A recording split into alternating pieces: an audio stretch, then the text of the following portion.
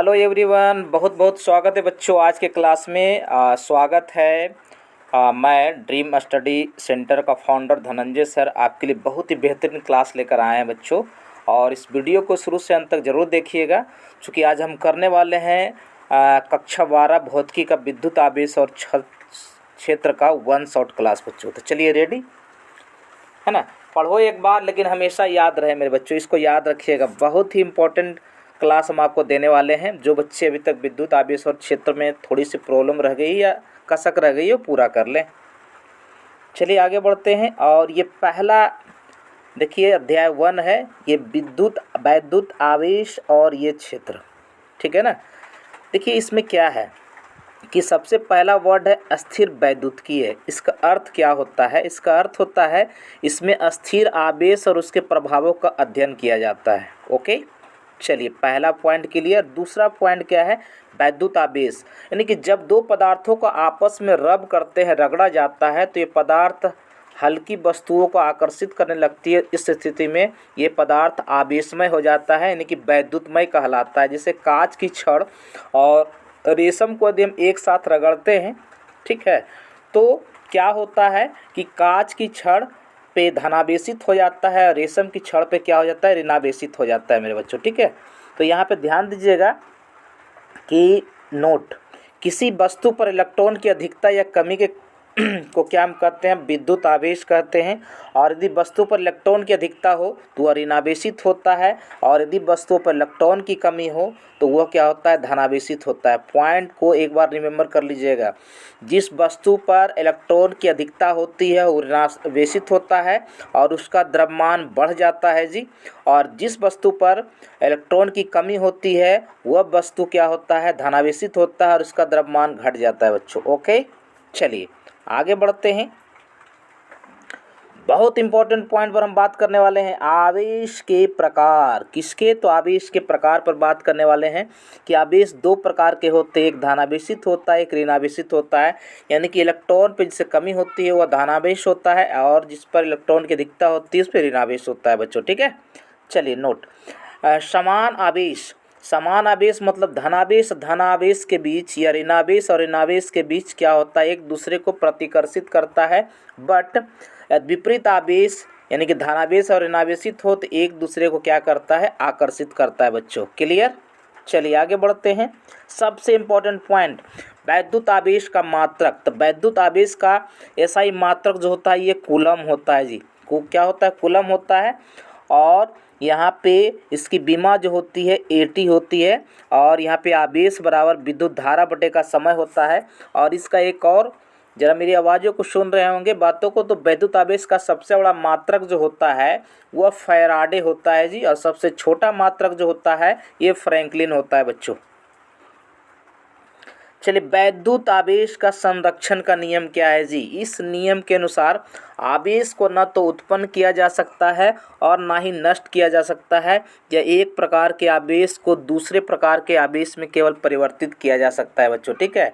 यही होता है वैद्युत आवेश के संरक्षण का नियम होता है। ओके, चलिए आगे बढ़ते हैं। मूल आवेश क्या है बच्चों? मूल आवेश क्या है? किसी आवेशित कण पर जितना न्यूनतम आवेश रह सकता है वह मूल आवेश होता है। इसे हम ई से डिनोट करते हैं, जहाँ ई का मान जो होता है 1.6 × 10⁻⁻19 कूलम होता है।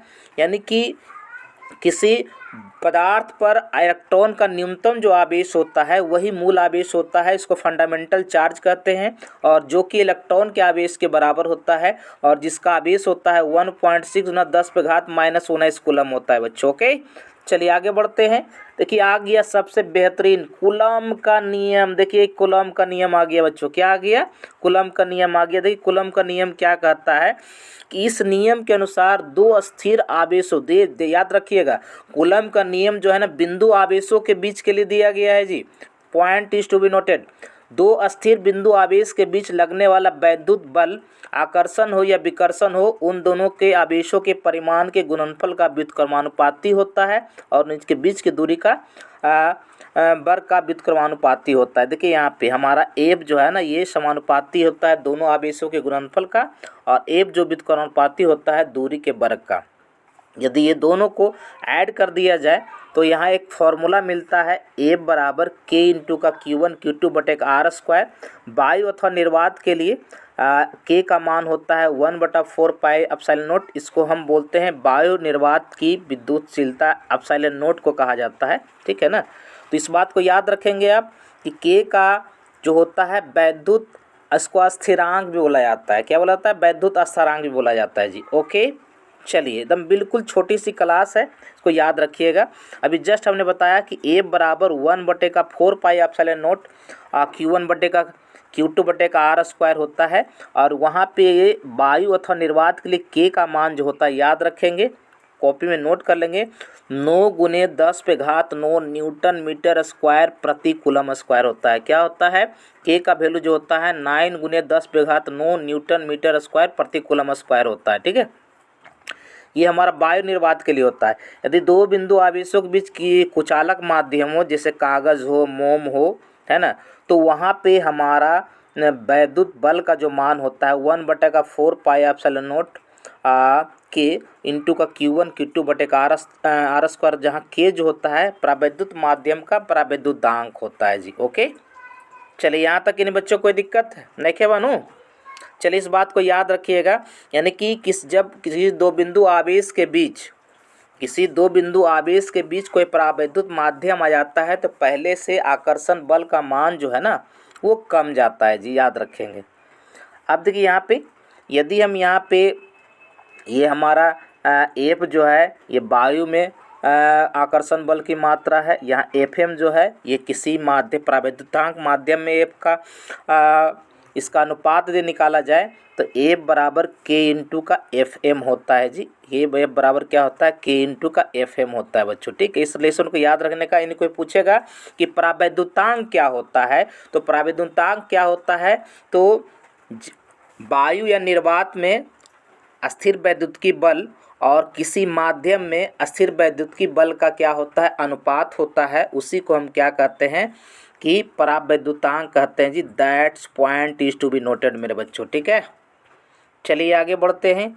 नेक्स्ट यहाँ पर देखिए एप्सिलॉन नोट जी, ये हमारा क्या है ना, ये विद्युतशीलता होता है। ये बहुत सारे ऑब्जेक्टिव प्रश्न इससे पूछे जाते हैं कि एप्सिलॉन नोट का अंकित मान क्या होता है, तो 8 गुने 8 5 गुने 10⁻12 कूलम वर्ग कूलम प्रति न्यूटन मीटर वर्ग होता है, ठीक है। और यहाँ पे एप्सिलॉन नोट का बीमीय सूत्र होता है। ये बड़ा मार्वलस सवाल है। M-1 L3-1 T4A2 होता है। एकदम इसको याद रखेंगे जी, ये पॉइंट को आप याद करेंगे, ओके ना। ये एकदम मार्वलस है जी, बहुत इंपॉर्टेंट पॉइंट है बच्चों, ठीक है। चलिए इसमें बहुत सारे पॉइंट्स हैं कि माध्यम का परावैद्युतांक बढ़ने पर वैद्युत बल का मान कम होने लगता है। अभी जस्ट हमने देखा कि यदि वायु में यदि कोई दो बिंदु आवेश है तो उनके बीच लगने वाला आकर्षण या विकर्षण बल जो होता है वो क्या होता है? अधिक होता है यदि उनके बीच कोई परावैद्युतांक का माध्यम रख दिया जाए, कांच रख दिया जाए, मोम रख दिया जाए, तेल रख दिया जाए, तो ठीक है। चलिए कहता है यहाँ पे यदि दोनों आवेशित कणों को परस्पर स्पर्श कराकर हटा लिया जाए तो दोनों आवेश की मात्रा क्या हो जाएगी? समान हो जाएगी। ओके, चलिए कहता है यदि दोनों आवेशों के बीच का माध्यम कोई धातु हो तो परावैद्युतांक इनफाइनाइट होता है जी। यदि दोनों आवेश के बीच का माध्यम कोई धातु हो तो परावैद्युतांक इनफाइनाइट होता है, याद रखेंगे, ठीक है। चलिए बहुत अच्छे। और यहाँ पे एक चीज़ और याद रखिएगा कि यहाँ पर K बराबर जो होता है ये एप्सिलॉन बटे का एप्सिलॉन नोट होता है जी। K बराबर क्या होता है? एप्सिलॉन नोट बटे का एप्सिलॉन नोट होता है बच्चों के। चलिए अब आ गए हम बलों के अध्यारोपण सिद्धांत पर। ये देखिए किसी बिंदु निकाय के लिए होता है जी। ये क्या होता है? किसी बिंदु निकाय का मतलब जब 3 बिंदु आवेश एक साथ हो, 4 बिंदु आवेश एक साथ हो, 5 बिंदु आवेश एक साथ हो, उसको हम निकाय बोलते हैं, ठीक है। कहता है इस नियम के अनुसार किसी बिंदु आवेश पर अन्य सभी आवेशों के कारण लगने वाला परिणामी बल उस बिंदु आवेश पर प्रत्येक आवेश द्वारा लगाए गए सभी बलों का सदिश का योग होता है, ठीक है। तो एक चीज़ यहाँ पे समझने बच्चों, यहाँ पे यदि इस पॉइंट है, ये पॉइंट है हमारा, है ना, इस पॉइंट पे यदि हमको क्या निकालना है कि हमारा कुल बलों के द्वारा लगाया गया सभी बल का सदिश योग निकालना है ना। इसी को कहते हैं बलों के अध्यारोपण का सिद्धांत कहा जाता है, ठीक है। देखिए इसमें होता क्या है, सपोज F1 बराबर क्या हो जाएगा, सभी बलों के द्वारा F1 पर लगाया गया बल है। कहता है कि माना कि किसी निकाय में n आवेश है जिसका आवेश जो है Q1 Q2 Q3 से लेकर Q1 तक है, ठीक है, और उसकी स्थिति सदिश है R12 R13 R1n, ठीक है ना। तो यहाँ पे Q1 पर सभी आवेशों के बीच वैद्युत बल जो होगा F12 जो होगा ये 1/4 pi epsilon not Q1 Q2 बटे R12 का स्क्वायर, और यहाँ पे सदिश इसके साथ गुना रहेगा जी। इसी प्रकार से अध्यारोपण का सिद्धांत को हम इस प्रकार से लिख सकते हैं बच्चों, ठीक है ना। ओके, थोड़ी सी स्पेस की कमी है इसलिए जहाँ तक संभव होगा मैं इसे समझाने का प्रयास करूँगा। इसको अपने कॉपी में नोट कर लेंगे बच्चों। ओके, चलिए आगे बढ़ा जाए। नेक्स्ट देखिए आ गया जी, बहुत इंपॉर्टेंट टॉपिक पर हम बात करने वाले हैं, वैद्युत क्षेत्र। कहता है किसी आवेश अथवा आवेशों के समुदाय के चारों ओर वह क्षेत्र जिसमें किसी अन्य आवेशों को लाने पर उस पर आकर्षण या प्रतिकर्षण बल कार्य करता है, वैद्युत क्षेत्र कहते हैं। ठीक है, बहुत इंपॉर्टेंट चीज़ है जी, बहुत इंपॉर्टेंट चीज़ है कि किसी आवेश अथवा आवेशों के समुदाय के चारों ओर का वह क्षेत्र जिसमें किसी अन्य आवेशों के लाने पर उस पर आकर्षण या विकर्षण का बल लगता है, उसे हम वैद्युत क्षेत्र कहते हैं। ओके, और देखिए यहाँ पे वैद्युत क्षेत्र को विद्युत रेखाओं को हम बल रेखाओं द्वारा प्रदर्शित करते हैं। देखिए धनावेश के लिए जो वक्र रेखाएं होती है ना वो बाहर की होती है, वो क्या होती है, बाहर की ओर होती है। ऋणावेश के लिए वक्र रेखाएं जो होती है अंदर की ओर होती है। और यहाँ पर देखिए धनावेश से, इस धनावेश से रेखाएं निकलकर ऋणावेश की ओर मुड़ जाती है बच्चों। इसको याद रखेंगे, ये विद्युत बल रेखाओं को हम इस प्रकार से हम प्रदर्शित कर सकते हैं। नो डाउट, यहाँ तक क्लियर। सब बच्चे स्क्रीनशॉट लेते जाएंगे और नोट्स भी तैयार कर लेंगे जी, बहुत नोट्स बहुत ज़रूरी है आपके बोर्ड एग्जामिनेशन के लिए। ओके, चलिए अभी क्या है ना कि विद्युत बल रेखाओं का गुण बहुत इंपॉर्टेंट चीज़ है बच्चों।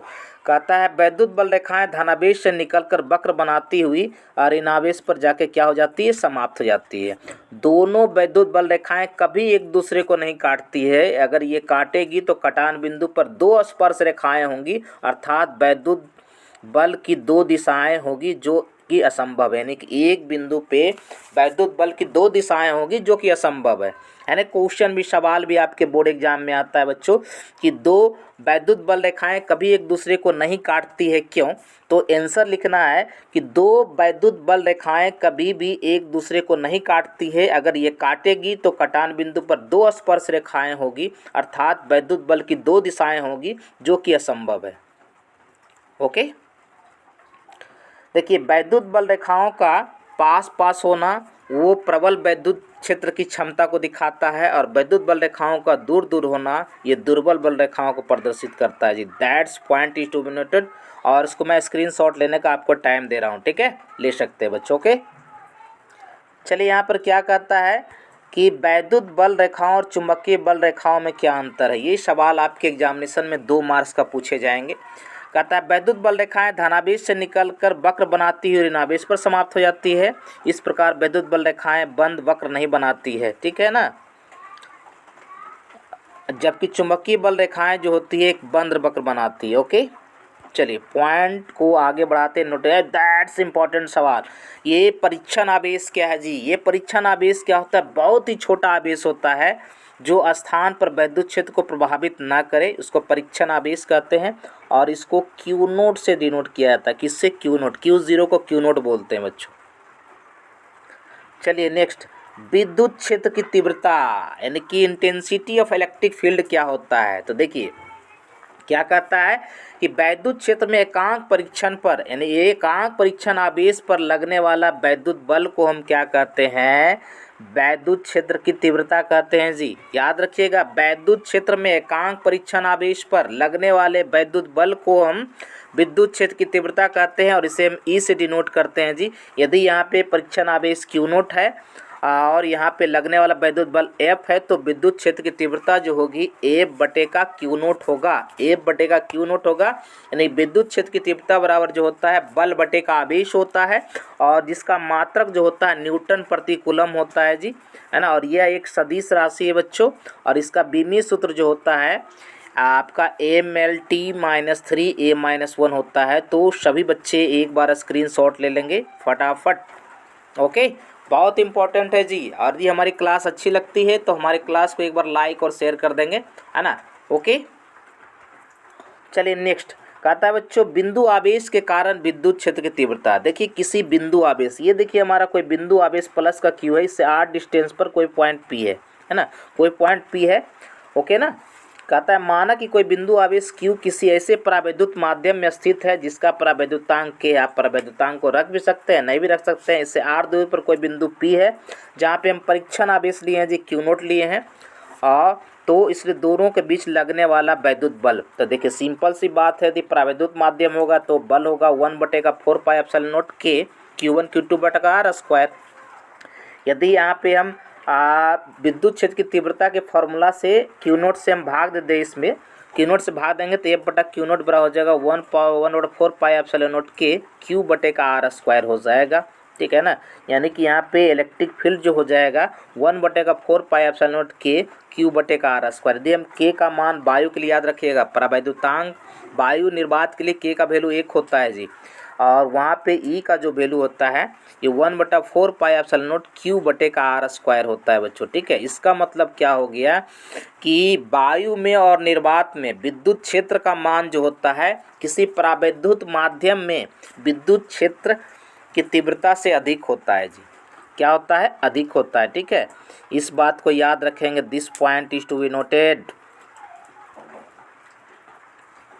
चलिए वैद्युत द्विध्रुव क्या है जी? वैद्युत द्विध्रुव क्या है मेरे बच्चों? वैद्युत द्विध्रुव क्या है? देखिए यहाँ पे ना ये माइनस का क्यू आवेश होता है और ये प्लस का क्यू आवेश होता है, दोनों के बीच का डिस्टेंस यदि हम 2L ले लें। पहले वैद्युत द्विध्रुव को समझ लेते हैं।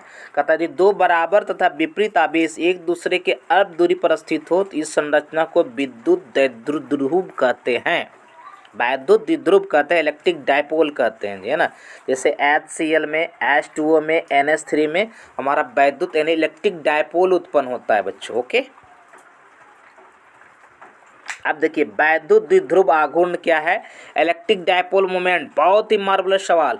कहता है वैद्युत द्विध्रुव किसी एक आवेश का परिमाण और दोनों आवेश के बीच की दूरी के गुणनफल को हम वैद्युत द्विध्रुव कहते हैं। इसको P से डिनोट करते हैं, जहाँ पर Q जो होता है ये आवेश होता है, 2L देखिए यहाँ पर दोनों के बीच की दूरी है, QL जो है दोनों के बीच की दूरी है, और इसका मात्रक होता है कूलम इंटू का मीटर, इसका बीमा होता है LTA होता है, और ये सदिश राशि होता है, और इसकी दिशा जो होती है याद रखिएगा हमेशा ऋणात्मक से धनात्मक आवेश की ओर होती है जी, और ये वैद्युत द्विध्रुव की अक्ष के अनुदिश होता है बच्चों, यानी सीधा होता है, ठीक है। This point is noted. इससे आप एग्जामिनेशन में 2 से 3 अंक प्राप्त कर सकते हैं इस वैद्युत द्विध्रुव आघूर्ण से बच्चों। ओके, चलिए अब देखिए हमारा क्या ना लॉन्ग क्वेश्चन आ गया जी, वैद्युत द्विध्रुव आघूर्ण के कारण विद्युत क्षेत्र की तीव्रता। ये देखिए एक अच्छी स्थिति होता है और दूसरा निरक्षीय स्थिति होता है बच्चों, है ना। एक्सियल पोजीशन इसको एंड ऑन पोजीशन कहते हैं ना, और ब्रॉड साइड ऑन पोजीशन इसको बोलते हैं। तो पहला हमारा का अच्छी स्थिति होता है, ठीक है। देखिए यहाँ पर क्या है ना, एक चीज़ रखने का, ये सेंटर होता है, ये सेंटर होता है, इस सेंटर से 8 डिस्टेंस पर देखिए ये सेंटर होता है। मैं बताऊँ एक बात कि यहाँ पे हमारा ये माइनस का क्यू आवेश है, यहाँ पे प्लस का क्यू आवेश है, इसके बीच में क्या होता है सेंटर होता है, और यहाँ से 8 डिस्टेंस पर एक पॉइंट हम क्या लेते हैं P लेते हैं, एक पॉइंट क्या लेते हैं P लेते हैं बच्चों, ठीक है। बिल्कुल ध्यान रखिएगा, और उसी पर हमको विद्युत क्षेत्र की तीव्रता की गणना करनी होती है। तो सबसे पहले हम इसमें देखिए क्या करते हैं कि सबसे पहले इसमें क्या करते हैं कि माइनस क्यू आवेश के कारण इस P बिंदु पर हम विद्युत क्षेत्र काउंट करते हैं, फिर उसके बाद प्लस क्यू आवेश के कारण इस बिंदु P पर विद्युत क्षेत्र काउंट करते हैं, और फिर यहाँ पे चूंकि सदिश हमारा क्या होता है दोनों एक ही दिशा में लगता है, ठीक है ना, दोनों का डायरेक्शन सेम होता है, ठीक है ना, ये अलग बात है। यहाँ पर हम विद्युत आवेश का सदिश योग देखते हैं, ठीक है। देखिए यहाँ पर क्या कहता है, माना कि वैद्युत द्विध्रुव AB किसी ऐसे परावैद्युत माध्यम में स्थित है जिसका परावैद्युतांक K है। प्रत्येक मध्य बिंदु O से R की दूरी कोई बिंदु P है जहाँ विद्युत क्षेत्र की तीव्रता ज्ञात करनी होती है। देखिए प्लस क्यू आवेश के कारण विद्युत क्षेत्र की तीव्रता हो जाएगा E1 बराबर 1/4 Q/r-1 का होल स्क्वायर, जिसकी दिशा B से P की ओर होगी, और माइनस क्यू आवेश कारण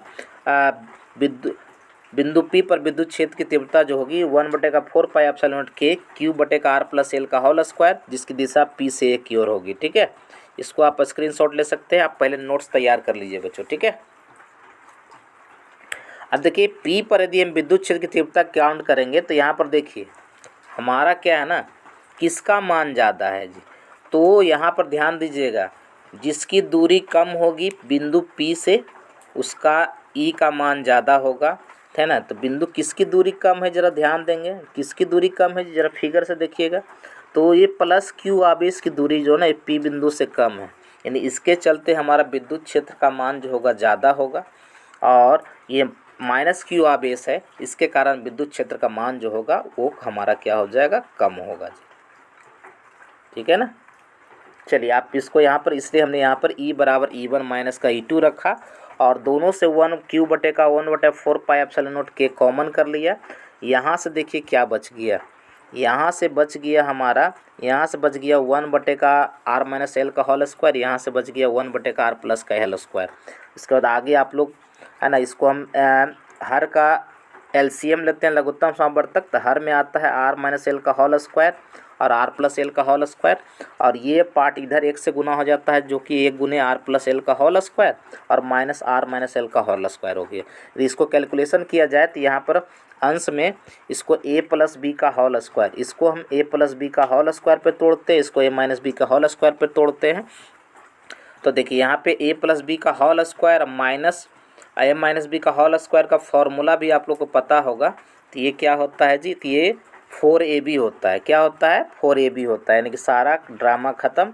और यहाँ से 4ab का मतलब r के जगह, a के जगह पर r होगा, b के जगह पर l होगा। अब देखिए यहाँ पे यदि l का मान जो है ना r से बहुत ही छोटा हो तो इसमें हर में r square minus L square, इसके हर में क्या है जी, इसके हर में है r square minus L square का मान जो होगा r स्क्वायर के बराबर होगा। तो देखिए यहाँ पे 4 ये हो जाएगा आर एल बटे का आर स्क्वायर का आर स्क्वायर। देखिए यहाँ पे एक चीज़ गलती हो गया है ना, यहाँ पे आर क्यू होना चाहिए था, थोड़ा सा मिस्टेक, ये सही है पार्ट, ठीक है ना। यहाँ पे ये हो जाएगा 2Q इंटू का 2L बटे का आर क्यू हो जाएगा। और हम जानते हैं कि वैद्युत द्विध्रुव बराबर जो होता है ये P बराबर Q इंटू का 2L होता है, जहाँ पे हमने अच्छी स्थिति में E का मान जो होता है ना ये 1 बटे का 4 पाई एप्सिलॉन नॉट, ये सीधे याद रखिए जी, E बराबर 2PK बटे का आर क्यू होता है। सीधे याद रखिएगा यहाँ पे E बराबर जो होता है 2PK बटे का आर क्यू होता है, जहाँ K का मान 1/4 पाई एप्सिलॉन नॉट होता है। चलिए निरक्षीय स्थिति की बात करते हैं। निरक्षीय स्थिति में देखिए क्या, ये माइनस का Q आवेश है, ये प्लस का Q आवेश है, बीच में सेंटर है। इसी लंबत रेखा को हम निरक्षीय रेखा बोलते हैं और इसके P पॉइंट पे एक बिंदु P है। तो ये प्लस Q आवेश कारण विद्युत क्षेत्र की दिशा ये हो गई, ये E1 हो गया, और इसके कारण विद्युत क्षेत्र की दिशा ये E2 हो गई थी ना। बिल्कुल फिगर को आप आराम से देखिएगा, ठीक है। बिल्कुल फिगर को मैं थोड़ा सा बड़ा कर देता हूँ, है ना, ताकि आप अच्छे से इसको देखिए। देखिए माइनस Q आवेश के कारण ये E2 जो हो गया, विद्युत क्षेत्र की दिशा इधर हो गई, और ये प्लस Q के आवेश के कारण ये विद्युत क्षेत्र की दिशा इधर हमारा क्या हो गया, तो E1 हो गया, है ना। और ये हमारा थीटा है जी, ये एंगल हमारा थीटा है, तो ये भी एंगल हमारा थीटा है। तो इसका एक घटक E1 कॉस थीटा हमारा इधर टूटा, है ना, E2 कॉस थीटा इधर टूटा, और एक हमारा E2 साइन थीटा हमारा इधर टूटेगा, ठीक है ना। ओके, और देखिए क्या है, समझने योग्य बात है। यदि हम इसकी बात करेंगे तो इसका भी एक कंपोनेंट हमारा क्या है, E2 है ना, जिसका एक कंपोनेंट इधर टूटेगा, एक कंपोनेंट इधर टूटेगा। E1 साइन थीटा और E2 साइन थीटा एक दूसरे को कैंसिल कर देगा और हो जाएगा 2E1 E2 कॉस थीटा हो जाएगा बच्चों, ठीक है। तो यहाँ पर देखिए कहता माने कि कोई वैद्युत द्विध्रुव AB किसी ऐसे परावैद्युत माध्यम में स्थित है जिसका परावैद्युतांक K है। इसके मध्य O से लंबवर्धक पर R दूरी पर कोई बिंदु P है जहाँ वैद्युत क्षेत्र की तीव्रता ज्ञात करनी होती है। तो प्लस Q आप कारण आप विद्युत क्षेत्र की तीव्रता जो हो जाएगा 1/4 पाई एप्सिलॉन नॉट Q बटे का R square plus L square का रूट का स्क्वायर, है ना। और E2 का भी दोनों, यानी कि E1 का परिमाण और E2 का परिमाण दोनों क्या हो जाएगा, समान हो जाएगा, ठीक है। ओके, बाकी इसको आप ताम झाम है जो अपने कॉपी में स्क्रीनशॉट मार के लिख लेंगे। देखिए क्या कहता है, E1 E2 को लंबवत और क्षैतिजीय घटकों में बांटा गया है। E1 E2 के परस्पर लंबवत घटक E1 sine theta E2 sine theta एक दूसरे को कैंसिल कर देता है। सिर्फ क्षैतिजीय घटक क्या बनता है, E1 कॉस थीटा और E2 कॉस थीटा, है ना, दोनों एक साथ जोड़ देते हैं। अब देखिए यहाँ पे है ना, ये ई बराबर अभी जस्ट बोला ना E1 cos theta plus E2 cos theta होता है जी, बट cos थीटा बराबर a बटे का k यानी l बटे का r square plus l square का रूट होता है। और यहाँ पे यदि सब का कैलकुलेशन किया जाए, ठीक है ना, इन सबों का कैलकुलेशन एक बार अच्छे तरीके से कीजिएगा। 1 बटा का 4 पाई एप्सिलॉन नॉट k जो दोनों से कॉमन है ना, इसको एक अच्छे से कीजिएगा तो इतना आ जाएगा E बराबर 1 बटे का 4 pi epsilon not k q into का 2l बटे का r square plus l square पर घात 3 बटे का 2। ठीक है, यदि यहाँ भी l से r जो है ना काफ़ी बड़ा होगा तो इसके हर का मान r square plus l square का मान r स्क्वायर के बराबर हो जाएगा, घात का 2 कट जाएगा और यहाँ पर e बटे का सिर्फ बचेगा। इसको आप ऐसे कह सकते हैं, ये हो जाएगा पी के बटे का आर क्यू, पी के बटे का क्या हो जाएगा आर क्यू हो जाएगा। ठीक है ना, इसको याद रखिएगा। निरक्षीय स्थिति में विद्युत क्षेत्र का मान जो होता है पी के बटे का आर क्यू, जहाँ के बराबर 1 बटे का 4 पाई एप्सिलॉन नॉट होता है जी। क्लियर, फटाफट स्क्रीनशॉट भी आप लोग ले सकते हैं बच्चों। अब देखिए यहाँ पर क्या कहता है, एक समान विद्युत क्षेत्र में स्थित विद्युत ध्रुव पर लगने वाले बल आघूर्ण का मान क्या होगा। बिल्कुल है ना, यहाँ पर देखिए समझने वाली बात है कि माना कि विद्युत ध्रुव ए बी है ना, मैं इसका थोड़ा सा फिगर को एक साथ बड़ा करता हूँ, फिगर को बड़ा करूँगा ना तभी आप लोग समझोगे, फिर छोटा कर दूँगा। देखिए यहाँ पर ये इस फिगर को देखिए आप लोग, ठीक है।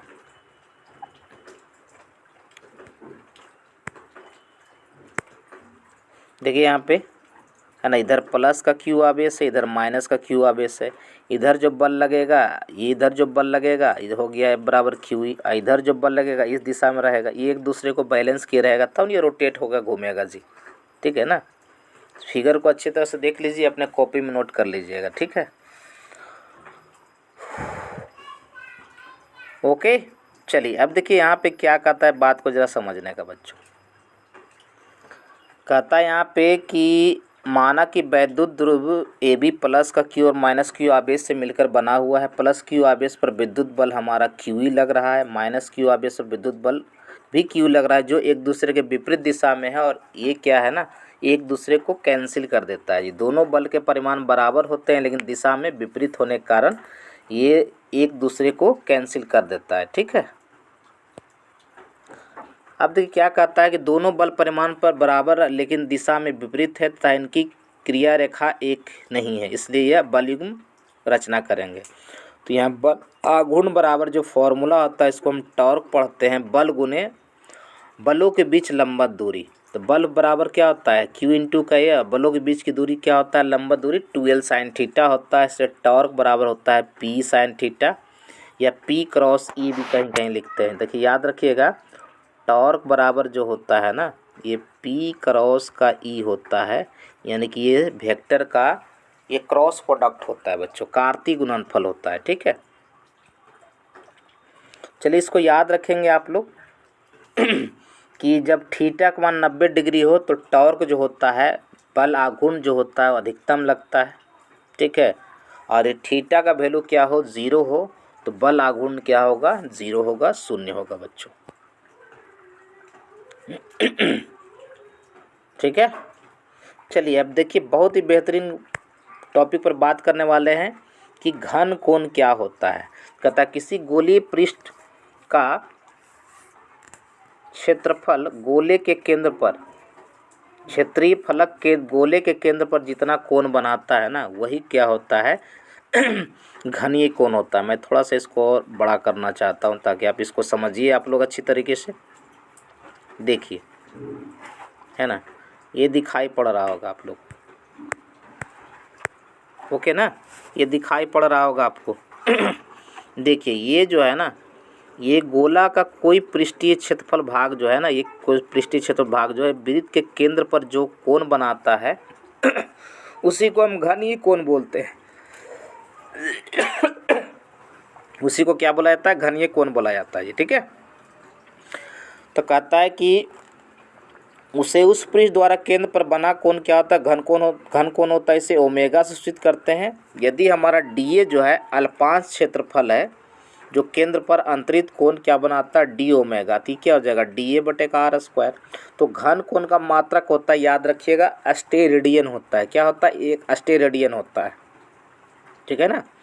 कहता है एक अस्टेरेडियन क्या है, तो वह घन कोण है जो त्रिज्या के वर्ग के बराबर क्षेत्रफल केंद्र पर आंतरिक कोण बनाता है, ठीक है।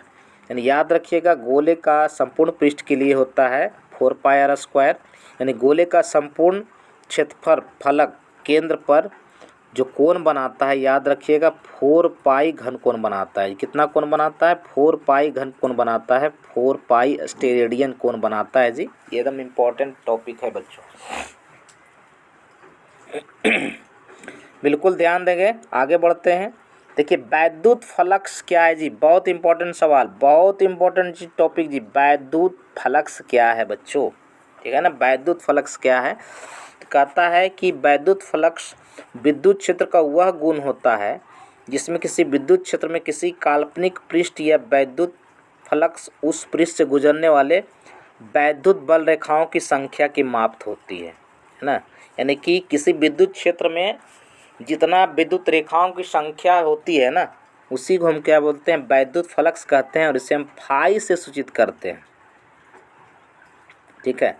याद रखिएगा कि डी फाई बराबर अल्पांश वैद्युत फ्लक्स बराबर ई डॉट का डी ए होता है, और यदि फाई बराबर निकालेंगे तो ये होता है E D A cos theta का इंटीग्रेशन होता है जी, ठीक है।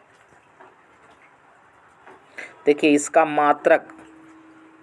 मात्रक होता है वोल्ट प्रति मीटर, वोल्ट मीटर होता है, वोल्ट मीटर होता है जी, याद रखिएगा।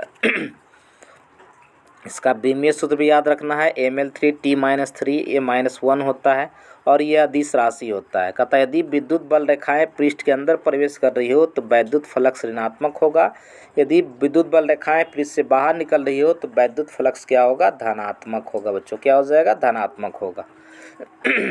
देखिए क्या कहता है कि आवेश घनत्व जो होता है ये 3 प्रकार का होता है। एक होता है रेखीय आवेश घनत्व, जिसको हम लैम्डा सूचित करते हैं। ये क्या होता है, किसी चालक तार की एकांक लंबाई पर वितरित आवेश को हम क्या बोलते हैं, रेखीय आवेश कहते हैं। इसे लैम्डा द्वारा सूचित कर दिया जाता है, और लैम्डा बराबर होता है आवेश बटे का लंबाई, जिसका मात्रक होता है कूलम प्रति मीटर। ओके, चलिए अब दूसरा है आवेश का पृष्ठीय घनत्व। कहता है किसी चालक के एकांक पृष्ठीय क्षेत्रफल वितरित आवेश को हम क्या बोलते हैं, आवेश का पृष्ठ घनत्व कहते हैं। इसे हम सिग्मा से प्रदर्शित करते हैं बच्चों, ठीक है। और यदि ये हमारा पृष्ठ क्षेत्रफल है तो यहाँ पे हमारा आवेश पृष्ठीय क्षेत्र घनत्व सिग्मा बराबर आवेश बटे का क्षेत्रफल होता है, और इसका मात्रक होता है कूलम प्रति वर्ग मीटर। क्या होता है, कूलम प्रति वर्ग मीटर होता है बच्चों। आवेश का आयतन घनत्व। कहता किसी चालक के एकांक आयतन में विद्युत आवेश को हम आवेश का आयतन घनत्व कहते हैं। इसे हम रो से डिनोट करते हैं। रो बराबर होता है आवेश बटे का आयतन, इसका मात्रक होता है कूलम प्रति घन मीटर। क्या होता है, कूलम प्रति घन मीटर होता है बच्चों, ठीक है। बिल्कुल आप लोग हमारे साथ में जुड़े रहेंगे जी। बिल्कुल ऐसे सवाल आपके बोर्ड एग्जामिनेशन में बिल्कुल यहाँ से एकदम पूछे जाएंगे 100%। ओके, चलिए गॉस का प्रमेय क्या है एक बार देख लेते हैं, ठीक है। कहता है कि गॉस का प्रमेय जो है ना, किसी बंद पृष्ठ के लिए आता है। किसी बंद पृष्ठ से गुजरने वाला वैद्युत फ्लक्स उस पृष्ठ द्वारा परिपथ कुल आवेश का 1/ε0 गुना होता है, यानी कि फाई बराबर होता है क्यू गुने का 1/ε0 होता है जी, ठीक है ना। याद रखिएगा ना, गॉस का प्रमेय काफ़ी इंपॉर्टेंट है बच्चों। ओके, तो ये मेरा पहला प्रयास है बच्चों, ठीक है ना, कि आप देखिए दिए आपको 1 शॉट क्लास है जो आपके बोर्ड एग्जामिनेशन के लिए हमेशा इस तरह के प्रश्न पूछे जाते हैं, ठीक है।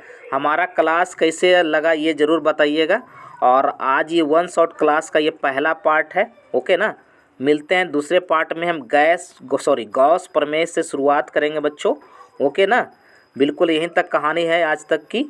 ओके, मिलते हैं नेक्स्ट टाइम बच्चों। बहुत अच्छे बच्चों, टेक केयर बाबू, बहुत अच्छे।